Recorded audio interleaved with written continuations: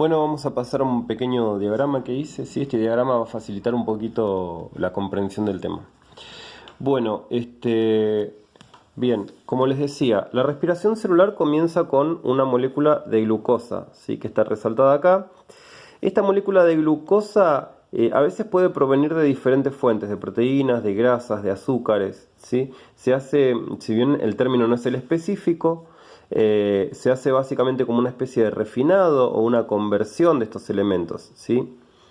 Repito, este video tiene como finalidad entender el proceso de respiración celular, por lo cual yo si bien voy a dar algunos nombres específicos de los procesos más importantes, no me voy a meter específicamente en qué sucede con cada molécula, sino que voy a seguir los elementos de importancia, ¿sí? Para entender el proceso en general. Ya luego lo llenaremos de nombres y después haremos los cuestionarios necesarios para repasar y afinar un poquito algunas cuestiones del tema. Bueno, entonces obtenemos de estas moléculas, de lo que sea que hayamos comido, ¿sí? Glucosa. Esta glucosa acá está representada, ¿sí? Es un átomo, es una molécula formada por una cadena de 6 carbonos, 1, 2, 3, 4, 5, 6, ¿sí? Y que forman un ciclo hexano, ¿sí? Es una molécula cíclica, pero uno de los carbonos está hacia un costado y el ciclo se cierra con un oxígeno, ¿sí? Bien. Acá abajo lo que hice fue anotar la cantidad de átomos que tiene esta molécula. Tiene 6 carbonos, no tiene 12 oxígenos, tiene 6 oxígenos, esto se ve que me equivoqué. Y tiene 12 hidrógenos, ¿sí? Acá en verde. De todo esto vale resaltar que los hidrógenos son los átomos más pequeños, ¿sí? Pero no por ello los menos importantes, obviamente. Bien, a esta glucosa, el primer proceso que le vamos a hacer por la respiración celular es un proceso llamado glucólisis. La glucólisis, siempre que vemos la palabra lisis, ¿sí? Es destrucción, básicamente, y acá sería la destrucción de la glucosa. Podríamos interpretarlo así. ¿Por qué puse una tijera? Bueno, porque a este átomo de 6 carbonos, a esta molécula de 6 carbonos, la vamos a dividir en 2 moléculas de 3 carbonos cada una, ¿sí? Con sus respectivos hidrógenos y oxígenos. No puse los átomos acá porque sufren una pequeña conversión y no me interesa resaltarla por el momento. Lo que sí puedo decir es que durante la glucólisis, ¿sí? Se produce algo de energía, pero no es relevante, así que la vamos a pasar por alto. Ya cuando dé el cuestionario, ustedes verán perfectamente qué es lo que pasa, ¿sí? Acá. Lo más importante es decir que durante la glucólisis, la glucosa se parte en 2 moléculas, ¿sí? De 3 carbonos. A estas moléculas de 3 carbonos, nosotros las vamos a meter en una cosa llamada ciclo de Krebs. El ciclo de Krebs, para que ingresen al ciclo de Krebs, no es un lugar con un círculo ni nada por el estilo, sino que es una cantidad de procesos químicos de transformación, ¿sí? En donde una molécula A se convierte en la molécula B, que se convierte en la C, que se convierte en la D, que se convierte en la E, que vuelve a la A, ¿sí? Y en este volver a la A, ahí se aprovecha y ¡zas! Se manda una de estas moléculas de 3 carbonos que se llaman piruvatos. Ese es el nombre que tienen estas moléculas, ¿sí? Pero ¿qué pasa? La molécula no puede entrar sola, ¿sí? Esta molécula con esta forma no puede entrar. Entonces le tengo que mandar algo para engancharla adentro, ¿sí? Como una especie de, no sé, de gancho, podríamos simbolizarlo, o algo por el estilo, que la va a introducir a esto, ¿sí? Y que se llama no me entra la palabra acetil. Es un elemento químico que se le pega a esta molécula y ¡zas! Se manda para dentro del ciclo de Krebs, ¿sí? Bien, ahí a esta molécula se la empieza a combinar con otros elementos químicos, ¿sí? Y se le empiezan a sacar cosas que tenía. Entonces, cuando le saco algunas cosas se convierte en este elemento, cuando le saco otras se convierte en este, y cuando le saco otras se convierte, hasta que la destruyo totalmente, ¿sí? ¡Pum! Desaparece. Y cuando desaparece, no es que queda vacío el espacio porque acá hay una molécula que fue sufriendo transformaciones, ¿sí? Que no les estoy dando el nombre a propósito. Bueno, pero es importante saber que no es una molécula sola, sino que son varias, ¿sí? Trabajando acá y convirtiéndose y reconvirtiéndose. ¿Qué le van a sacar acá? Bueno, le van a sacar hidrógenos, un montón de hidrógenos, todos los que tenía, ¿sí? Esto es lo que me importa a mí, los hidrógenos. No salen solos, salen acompañados o embotellados, podríamos decir, en otra molécula química, ¿sí? Que no vamos a dar el nombre por el momento porque no nos interesa hasta ahora, ¿sí? Estos hidrógenos que salen, que quedan libres durante el ciclo de Krebs, van a ser todos amontonados en un espacio, en una bolsa, ¿sí?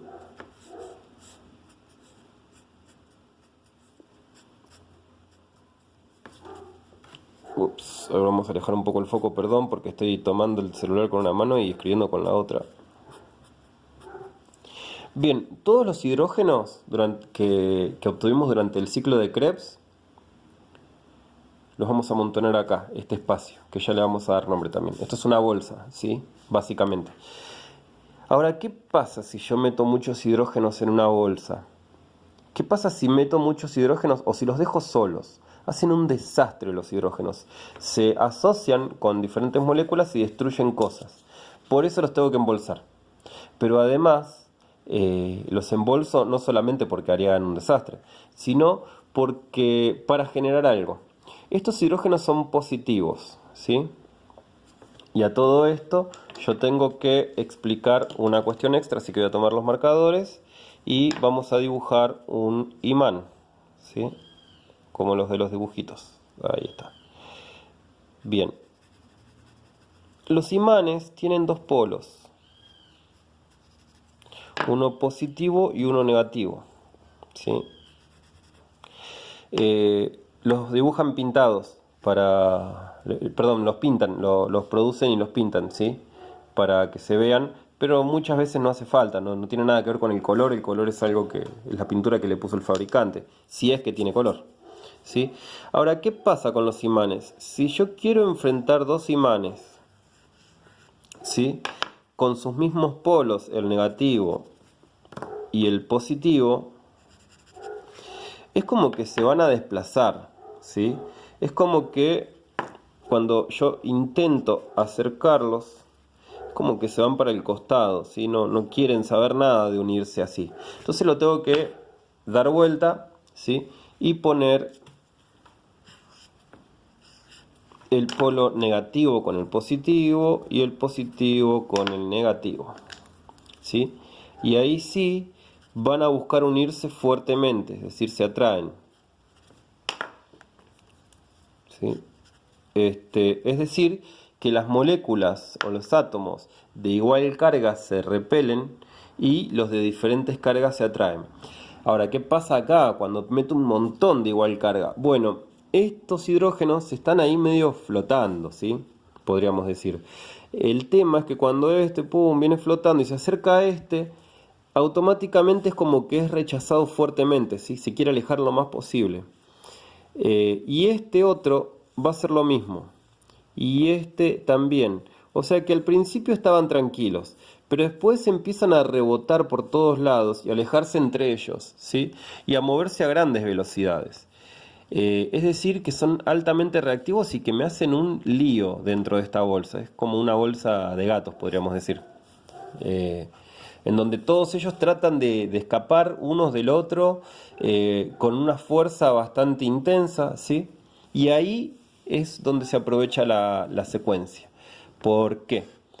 Porque en esta bolsa hay lugares para salir de ella, ¿sí? Como unas ventanitas. Estas ventanitas son proteínas. Y estas proteínas tienen en su superficie, en la parte superior, tienen como una estructurita.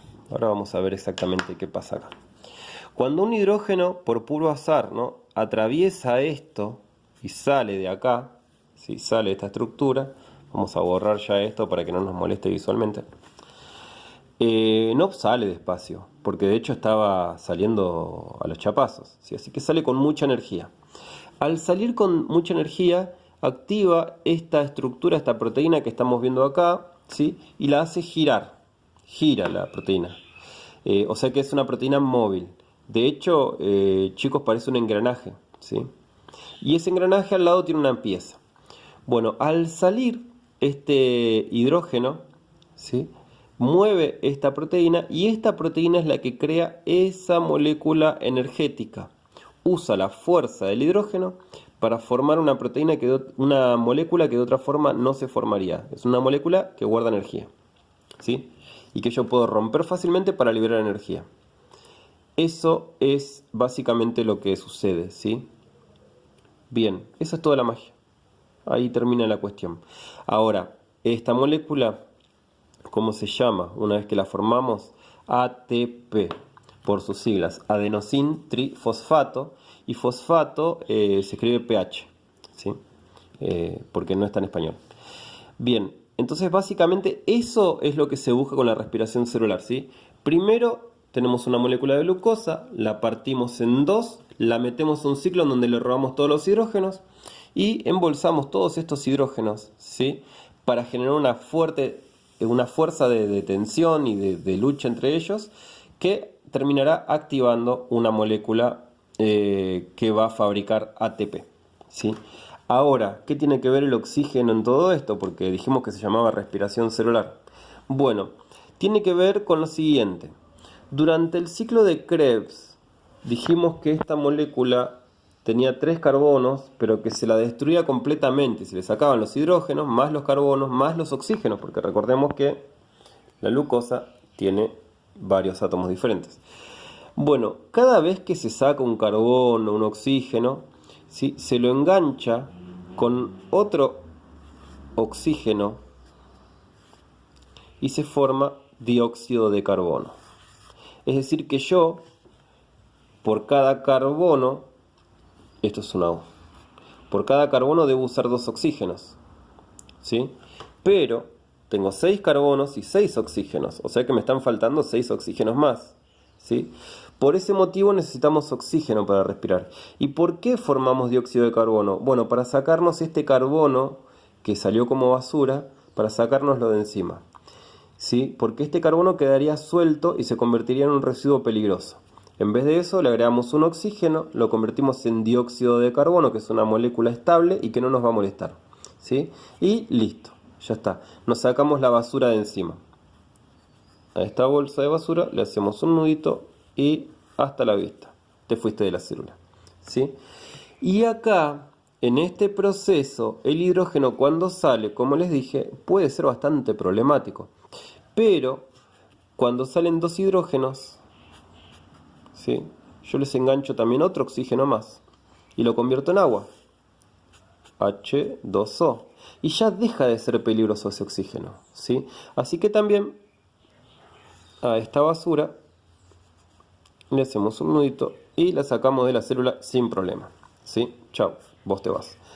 De esta manera, durante la respiración celular, ¿sí? Tomamos la glucosa, la partimos, desarmamos completamente la molécula para obtener energía, ¿sí? Y toda esta molécula desarmada en un montón de átomos, a estos átomos los agrupamos con oxígeno, ¿sí? Y los sacamos como agua y dióxido de carbono. Se van fuera de la célula y no son peligrosos para nadie. Por eso, si nosotros no respiráramos, ¿sí? Si no respiráramos nosotros y oxigenáramos nuestras células del cuerpo, perdón, al instante prácticamente se llenaría de estos residuos, ¿sí? Y estos residuos problemáticos ocasionarían cientos de problemas y terminarían paralizando la maquinaria celular, ¿sí? Así que bueno, hasta acá el tema. Disculpen lo extenso del video y disculpen también lo rápido, ¿sí? Porque es bastante largo el tema. Me hubiera gustado explicarlo un poco más lento, pero se hacía muy largo el video, ¿sí? Así que bueno, les quedará entonces a ustedes por ahí verlo de nuevo o verlo más lento. Y más adelante en el cuestionario vamos a llenar todo esto de otros nombres y de nombres de los procesos más específicos, ¿sí?